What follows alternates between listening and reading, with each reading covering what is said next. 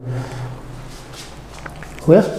प्रिय विद्यार्थियों, पिछले वीडियो में मैंने केवल आपको इंट्रोडक्शन के रूप में पढ़ाया था और आज मैं कक्षा 12th जीव विज्ञान के लिए पहला चैप्टर आवृतबीजी पादपों में जनन के बारे में विस्तार से समझाऊंगा। तो सबसे पहले देखिए, टॉपिक इसका है आवृत बीजी पादपों में जनन।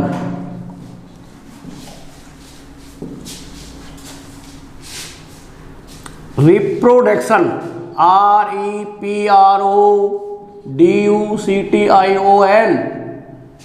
इन एंजियोस्पर्मिक प्लांट्स।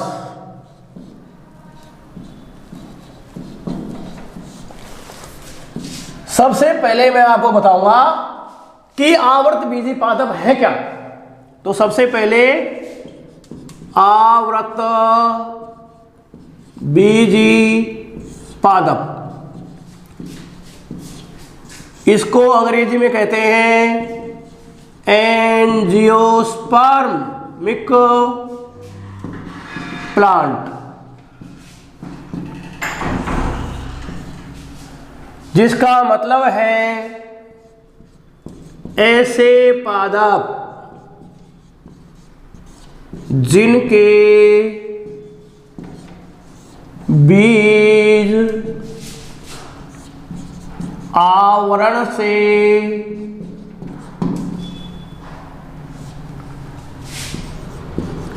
ढके होते हैं, उन्हें हम आवृतबीजी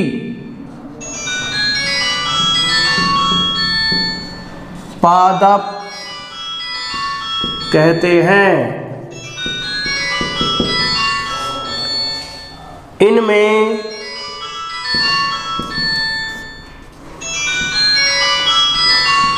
पीढ़ी एकांतरण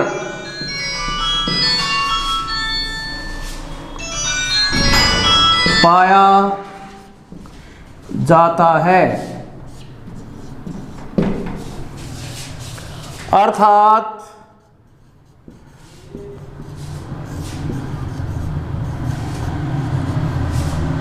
मुख्य पादप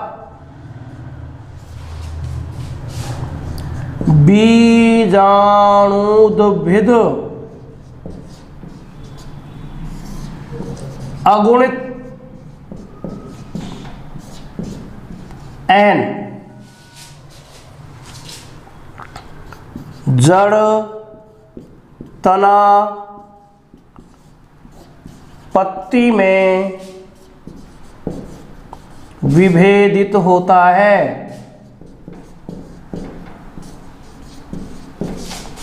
तथा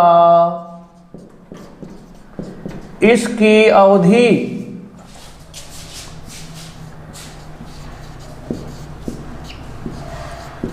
लंबी होती है।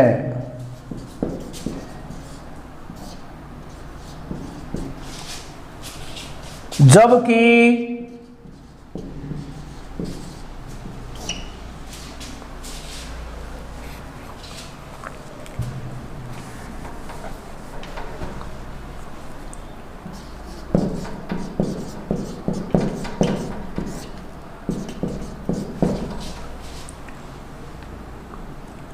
अगुणित अपोद्भिद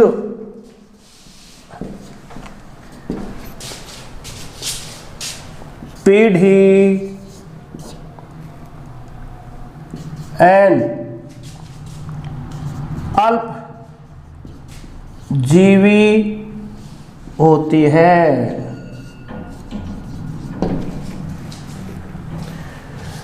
क्योंकि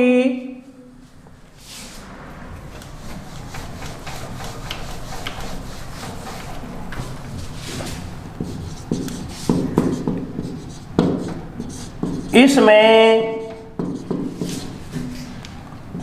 2n बीजाणुद्भिद पीढ़ी के बाद अगुणित n युग्मकोद्भिद पीढ़ी की बार बार पुनरावृत्ति होती है, अतः इसे पीढ़ी एकांतरण कहते हैं। भूल से पहले बीजाणुद्भिद को एन लिख दिया गया था, इसमें शुद्धिकरण कर ले इसका, और बीजाणुद्भिद पीढ़ी को 2n पीढ़ी कहते हैं। और क्योंकि बीजाणुद्भिद डिप्लॉइड द्विगुणित पीढ़ी के बाद में वापस अगुणित गैमेटोफाइट पीढ़ी आती है, इसलिए इसे हम पीढ़ी एकांतरण कहते हैं। इसको इस प्रकार से समझा सकते हैं, डिप्लॉइड स्पोरोफाइट द्विगुणित बीजाणुद्भिद पीढ़ी, इसके बाद में एन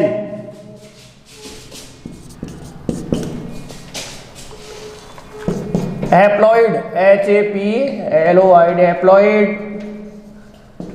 गैमीटोफाइट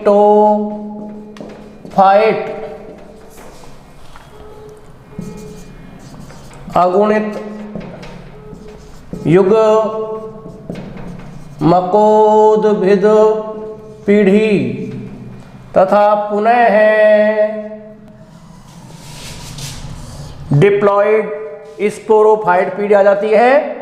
और ये मुख्य पादप है, ये मुख्य पादप है, दीर्घ जीवी है और ये अल्प जीवी है। इस प्रकार से बार बार 2n के बाद में n पीढ़ी आती है और इसलिए इसे पीढ़ी एकांतरण कहते हैं। अतः स्पष्ट है, आवर्त बीजी पादप किसे कहते हैं? जिनके बीज आवरण से ढके हुए होते हैं उन्हें हम कहते हैं क्या? आवर्त बीजी पादप। और इन आवर्त बीजी पादपों की विशेषता क्या है? एक तो इनके बीज आवरण से ढके हुए होते हैं और दूसरा इनमें पीढ़ी एकांतरण पाया जाता है। पीढ़ी एकांतरण क्या है कि मुख्य जो पौधा है जड़ तना पत्ती में विभेदित रहता है और इसे कहते हैं स्पोरोफाइट बीजाणुद्भिद पीढ़ी।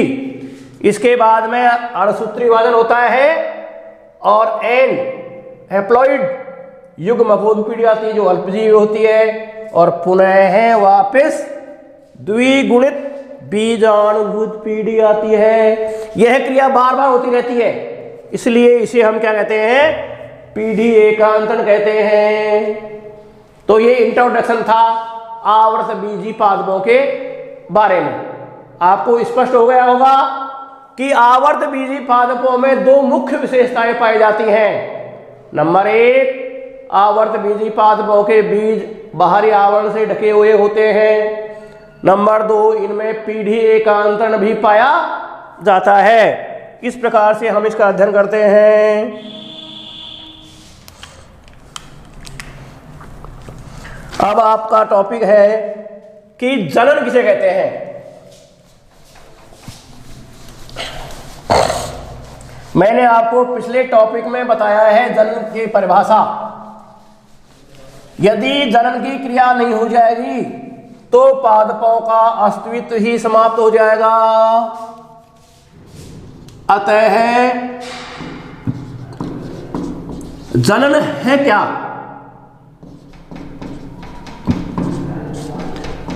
जनन से तात्पर्य क्या है और ये क्यों आवश्यक है? देखिए,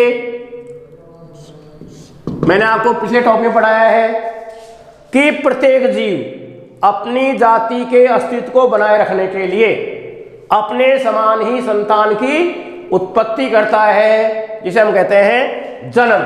तो जनन क्या है? जनन वह क्रिया है जिसमें प्रत्येक जीव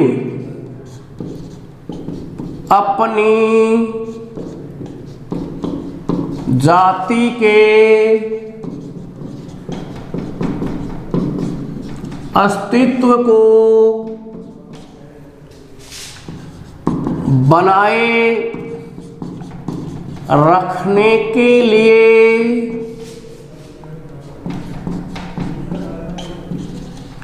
अपने समान ही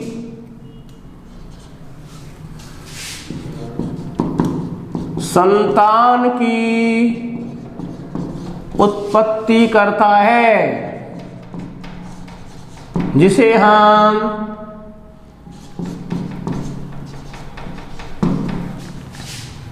जनन कहते हैं। मैंने आपको पिछले टॉपिक में उदाहरण भी दिया है। नीम के बीज से नीम का पौधा, और दूसरा उदाहरण मैंने आपको दिया था मुर्गी के अंडे से मुर्गी का बच्चा। यदि आप नीम का बीज बोएंगे तो क्या उत्पन्न होगा? नीम का पौधा, बबूल का नहीं होगा। और यदि जनन समाप्त हो जाएगा तो वो जाति क्या हो जाएगी? नष्ट हो जाएगी, विलुप्त हो जाएगी। इसलिए जनन अपनी जाति के अस्तित्व को बनाए रखने के लिए अपने समान ही संतान की उत्पत्ति करते हैं, जिसे हम क्या कहते हैं? जनन कहते हैं। तो पहला टॉपिक आपका मैंने समझा दिया, आवर्त बीजी पादप, और दूसरा टॉपिक हो गया जनन। ये तो केवल पाठ की रूपरेखा थी कि आवर्त बीजी पादपों में जनन से क्या तात्पर्य है। अब मैंने आपको पिछले टॉपिक में बढ़ाया था कि जनन दो प्रकार का होता है। आवर्त बीजी पादपों में जनन दो प्रकार का होता है।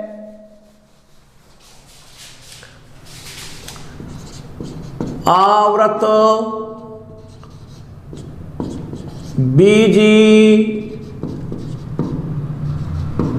पादपों में जनन दो प्रकार का होता है। पहला है अलैंगिक जनन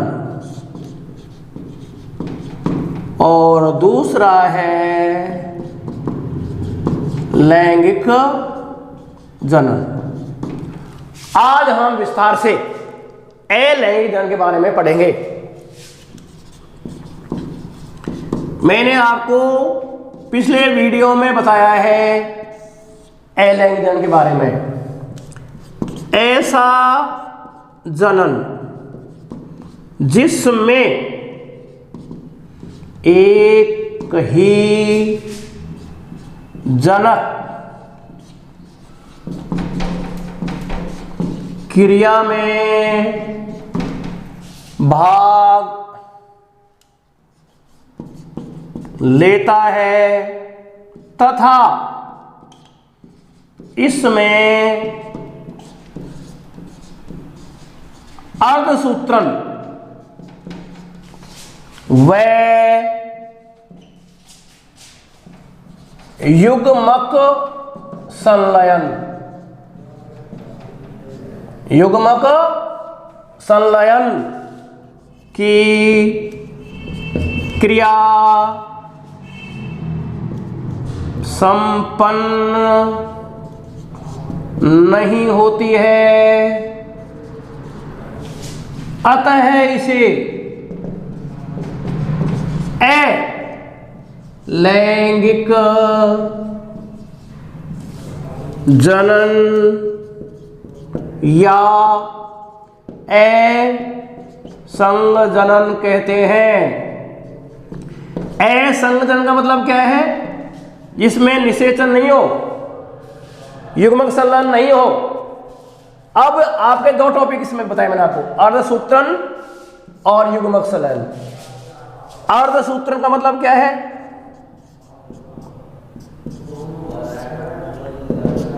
इस क्रिया में अर्ध सूत्री विभाजन नहीं होता है, जिससे क्या होगा? पौधा जनक के समान ही होगा, 2n होगा या n। और दूसरा इसमें है युग्मक संलयन, अर्थात नर व मादा युग्मकों का संलयन, फ्यूजन, FUSION, फ्यूजन का मतलब जुड़ना, फ्यूजन नहीं होता है। तो ये क्रिया कहलाती है अलैंगिक जनन। ये क्रिया क्या कहलाती है? अलैंगिक जनन की क्रिया कहलाती है। और इसमें क्या है? ये क्रिया किसमें होती है? केवल जनक के समान इसमें पाया जाता है सारा काम। पौधा क्या होगा? जनक के समान ही होता है, इसलिए इसको हम कहते हैं अलैंगिक जनन। इसके बाद में जो आपका टॉपिक है वो ये है कि इसमें जो अलैंगिक जनन है ना, अलैंगिक जनन में जो संतति होती है, अलैंगिक जनन में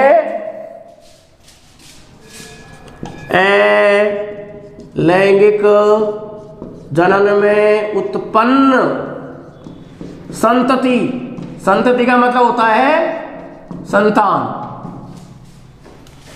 मात्र पादप जनक के समान ही होती है। उसमें आनुवांशिकी व शारीरिक रूप से जनक के जनक से समानता होती है, अतः अलैंगिक जनन को, अतः अलैंगिक जनन को क्लोन, CLONE, क्लोन कहते हैं। क्या कहते हैं? क्लोन कहते हैं, क्योंकि जो क्लोन होता है, क्योंकि क्लोन भी आनुवांशिकी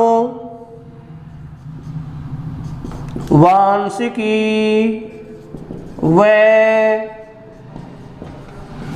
शारीरिक रूप से जनक के समान होता है। कई बार बोर्ड में ये प्रश्न पूछा गया है कि अलैंगिक जनन को क्लोन क्यों कहते हैं, या क्लोन को अलैंगिक जनन क्यों कहते हैं, तो इसका उत्तर क्या होगा? क्योंकि अलैंगिक जनन में उत्पन्न संतति मात्र पादप जनक के समान ही होती है, उसमें आनुवांशिक व शारीरिक संश्लेषण के समान समानता होती है, अतः अलैंगिक जनन को क्लोन कहते हैं। इसी प्रकार से क्लोन भी आनुवांशिक व शारीरिक रूप से जनक के समान होता है, अतः अलैंगिक जनन को क्लोन कहते हैं। ये स्पष्ट है, बोर्ड में कई बार इस प्रश्न को पूछा गया है कि अलैंगिक जनन को क्लोन क्यों कहते हैं, तो इसका उत्तर ये स्पष्ट हो गया, क्योंकि इसमें आनुवांशिकी और शारीरिक रूप से जनक के समान समानता पाई जाती है, अतः इसे हम क्लोन भी कहते हैं। तो सबसे पहले मैंने आपको बताया आवर्त बीजी पादप की विशेषता। ऐसे पौधे जिनके बीज आवरण से ढके हुए होते हैं उन्हें हम क्या कहते हैं? आवर्त बीजी पादप। दूसरा, इनमें पीढ़ी एकांदन पाया जाता है। पीढ़ी एकांदन का मतलब क्या है कि आवर्त बीजी पादपों में मुख्य पौधा 2n बीजाणुविदित डिप्लॉइड स्पोरोफाइट होता है और ये दीर्घ विकसित होता है। इसके बाद में अगुणित गैमेटोफाइट पीढ़ी आती है, जिसे युग्मकोद्भिद पीढ़ी कहते हैं, क्योंकि इस पौधों में बीजाणुद्भिद 2n के बाद में युग्मकोद्भिद n पीढ़ी आती है और पुनः 2n बीजाणुद्भिद पीढ़ी आती है, अतः इसे पीढ़ी एकांदन कहते हैं। इसके बाद में है जनन। मैंने आपको पिछले वीडियो में बताया है कि प्रत्येक जीव अपनी जाति के अस्तित्व को बनाए रखने के लिए अपने समान ही संतान की उत्पत्ति करता है, जिसे हम जनन कहते हैं। आवर्त बीजी पादपों में दो प्रकार का जनन पाया जाता है, पहला है अलैंगिक जनन और दूसरा है लैंगिक जनन। अलैंगिक जनन को असंग जनन भी कहते हैं। क्यों कहते हैं असंग? क्योंकि अलैंगिक जनन में उत्पन्न संतति में मां क्या होता है, तो अर्धसूत्री विभाजन नहीं होता है और युग्मक संलयन नहीं होता है, इसलिए इसे असंग जनन भी कहते हैं। और इसमें उत्पन्न संतति मात्र पौधे जनक के समान ही होती है तथा आनुवांशिकी वह शारीरिक रूप से जनक के समानता रखती है, अतः इसे क्लोन कहते हैं। अब है ये जो अलैंगिक जनन है, ये भी दो प्रकार का है।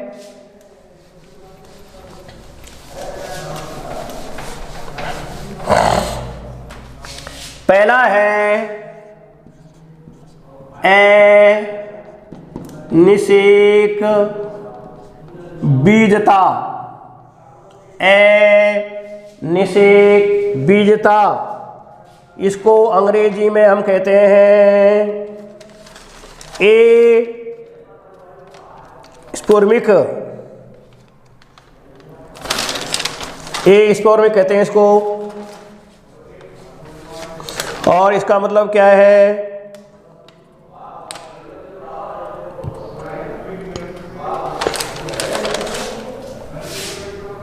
इसमें जो पौधे का जो विकास है उसमें युग्मक संलयन नहीं पाया जाता।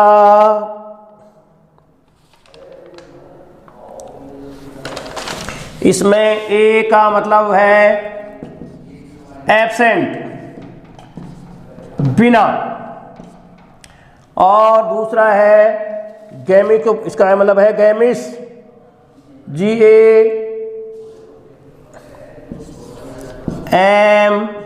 GAMOUS, इसका मतलब है फर्टिलाइजेशन।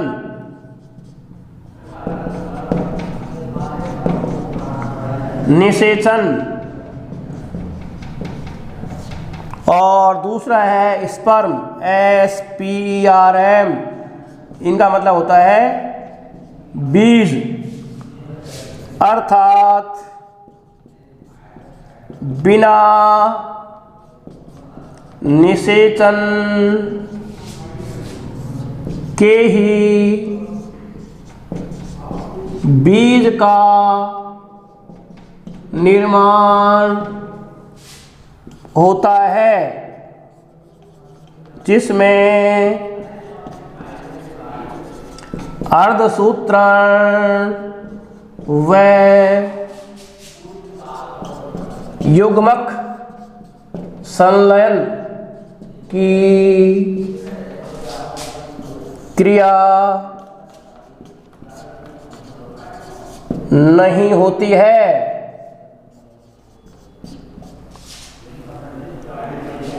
इसके बारे में मैंने आपको विस्तार से पढ़ा दिया। अर्धसूत्री वाले का मतलब गुणसूत्रों की संख्या आदि नहीं होती है, और युग्मक संलयन का मतलब नर और मादा युग्मकों का संलयन नहीं होता है। किंतु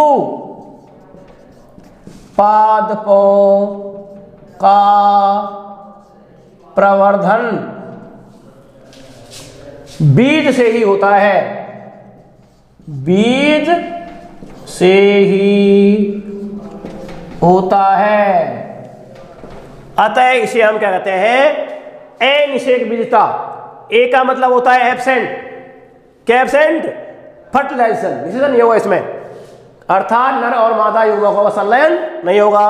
और इससे क्या बढ़ेंगे बाद में, स्पर्म्स, बीज बढ़ते हैं, बीज से पौधे का निर्माण होता है। अतः इसे हम कहते हैं अनिषेक बीजता, बिना निषेचन के ही बीज का निर्माण हो जाना, ये कहलाता है अनिषेक बीजता। क्या कहलाता है? अनिषेक बीजता। और दूसरा इसका प्रकार है कायिक जनन या कायिक प्रवर्धन। कायिक जनन या कायिक प्रवर्धन होता है। इसका मतलब क्या है? अलैंगिक जनन का दूसरा प्रकार है कायिक जनन या कायिक प्रवर्धन। क्या मतलब है? ऐसा जनन जिसमें पौधे के कायिक अंग, जड़, तना, पत्ती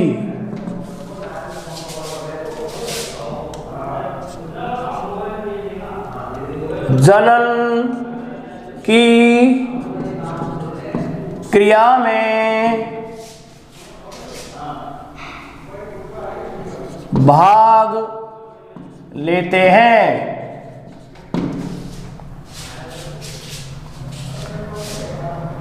इसमें जनन की क्रिया में भाग लेने वाले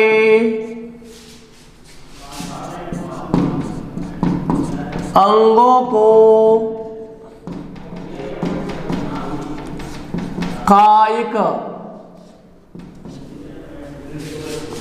प्रवर्ध कहते हैं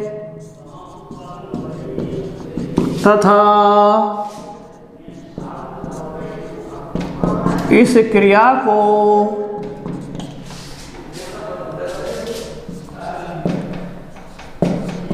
कायिक प्रवर्धन कहते हैं।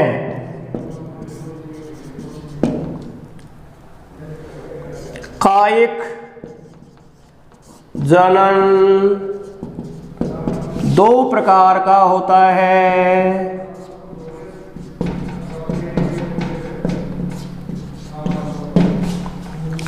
नंबर 1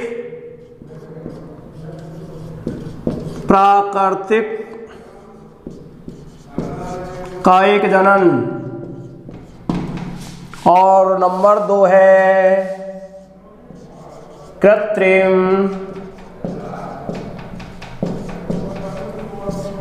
कायिक जनन। सबसे पहले अपन पढ़ेंगे प्राकृतिक कायिक जनन।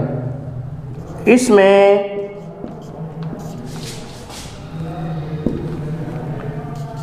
पौधे के जड़, तना, पत्ती आदि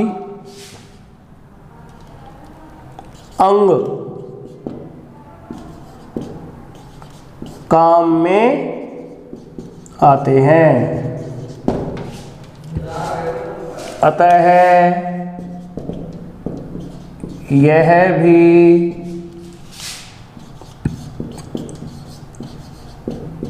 तीन प्रकार का होता है। नंबर 1 जड़ ROOT द्वारा, नंबर 2 तना स्टेम द्वारा, और नंबर 3 पर्ण लीफ द्वारा। अब हम इनका विस्तार से अध्ययन करेंगे। इसका प्राकृतिक कायिक जनन का हम विस्तार से अध्ययन करेंगे। तो प्राकृतिक जो कायिक अंग है,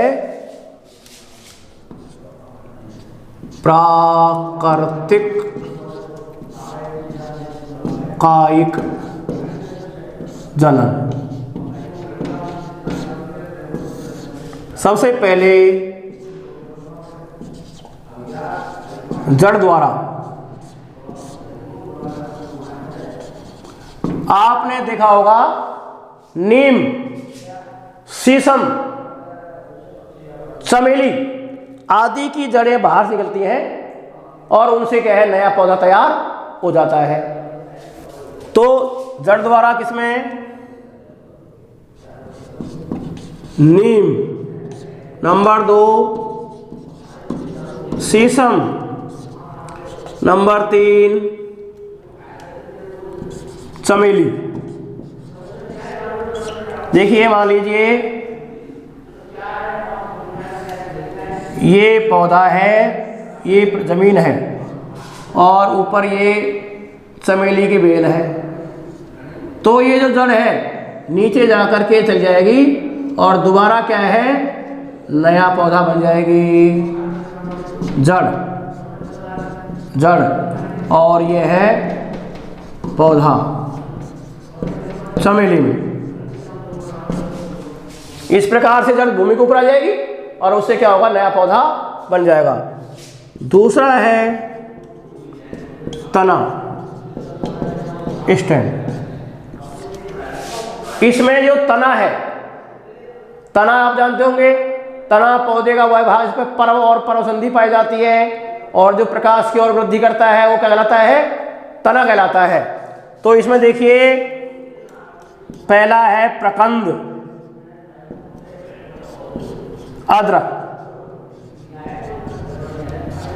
दूसरा है कंद आलू, तीसरा है घनकंद अरबी, और चौथा है सल्ककंद प्याज। आपने देखा होगा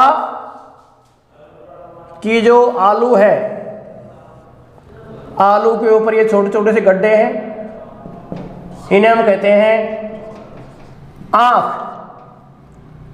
और वैसे कहते हैं इनको पर्व संधि।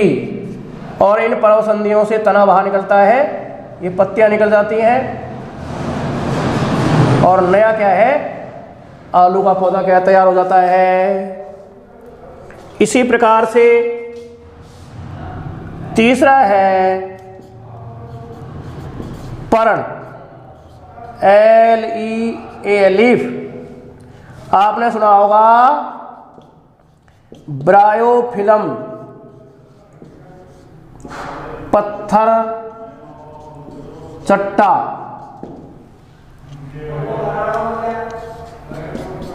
बिगोनिया,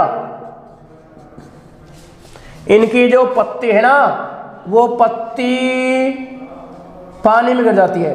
तो ये है अपस्थानिक कलिकाएं, इनसे जड़ें निकलती हैं और नया पौधा क्या है, तैयार हो जाता है। यह है ब्रायोफिलम, इनसे नया पौधा तैयार हो जाएगा अपने आप ही।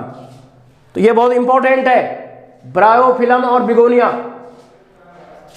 ब्रायोफिलम और बिगोनिया, इन पर क्या है, इनके जो किनारे हैं ना उन पर पाई जाती है अपस्थानिक कलिकाएं, और उन अपस्थानिक कलिकाओं से जड़ें निकलती है। अपस्थानिक मूलें, पानी में कहीं गिर जाता है ना वो नमी पा करके, और उससे नया पौधा क्या है, तैयार हो जाता है। इसके अलावा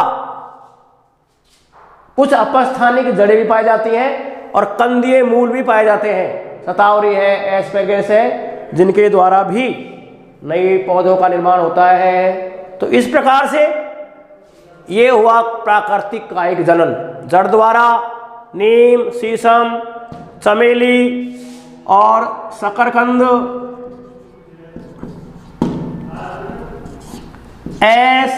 एस्पैरेगस, इनकी जड़ें भी नए पौधे का निर्माण करती हैं। तने द्वारा प्रकंद कंद, घनकंद, सलकंद द्वारा, और पत्ती द्वारा ब्रायोफिलम व बिगोनिया। इस प्रकार से ये हुआ आपका क्या है, प्राकृतिक कायिक जनन। अब मैं आपको पुनः एक बार पूरा इसका सारांश बता देता हूं, मैंने क्या पढ़ाया है और आपके क्या समझ में आया है। देखिए, सबसे पहले मैंने आपको पढ़ाया है आवृत बीजी पादपों की विशेषता। पादपों की विशेषता, और उसमें मैंने 2 पॉइंट पढ़ाए आपको। एक तो बीज ढके होते हैं, सीड कवर्ड, COVERED, और दूसरा पीढ़ी एकांतरण।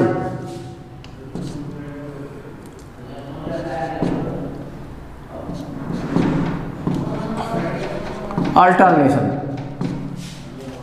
इसके बाद में मैंने आपको बताया है जनन की परिभाषा। इसके बाद में आवृत बीजी पादपों में जनन 2 प्रकार का पढ़ाया मैंने आपको।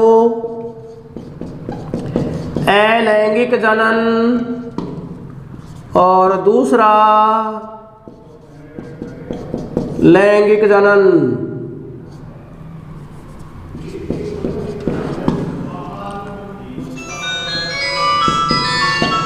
अलैंगिक जनन 2 प्रकार का है।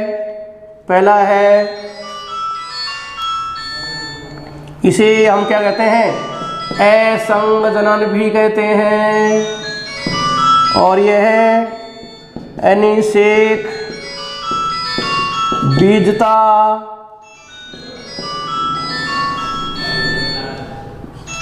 और नंबर 2 कायिक जनन। कायिक जनन भी 2 प्रकार का है, प्राकृतिक कायिक जनन, और नंबर 2 है कृत्रिम कायिक जनन। तो ये हुआ आज का टॉपिक। अब मैं आपको कुछ प्रश्न दे रहा हूं जो बोर्ड में आ सकते हैं। पहला क्वेश्चन है, अलैंगिक जनन को क्लोन क्यों कहते हैं? और दूसरा मेरा प्रश्न है कि ब्रायोफिलम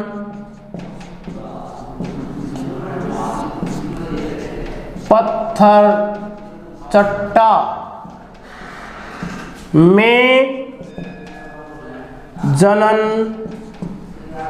किस प्रकार से होता है? और तीसरा प्रश्न है अनिषेक बीजता किसे कहते हैं? तो ये आपके प्रश्न हुए। अब